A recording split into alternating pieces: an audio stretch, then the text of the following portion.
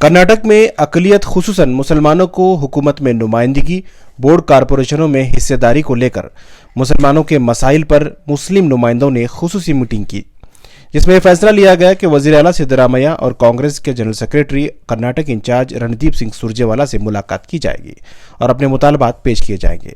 इस कड़ी में आज कर्नाटक के वज़ीर आला सिद्धरामैया से कर्नाटक के वज़ीर ज़मीर अहमद खान की क़यादत में मुस्लिम लीडरान ने मुलाकात की। मुतालबात तहरीरी तौर पर भी वज़ीर आला सिद्धरामैया को पेश किया गया। बताया जा रहा है कि इस साल नवंबर में कैबिनेट रीशफल होगी।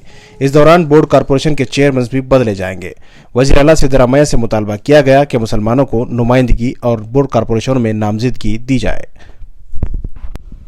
तस्वीर में साफ देख सकते हैं वज़ीर आला सिद्धरामैया के साथ अक़लियती उमूर हाउसिंग वफ़ के वज़ीर ज़मीर अहमद खान, सीएम के political secretary MLC Naseer Ahmed साहब और MLC chief whip Saleem Ahmed, MLA BDA chairman यानी हारिस, वज़ीर रहीम खान, MLA तनवीर सेठ, MLA रिजवान अरशद, कांग्रेस के लीडर मंसूर खान देखे जा सकते हैं।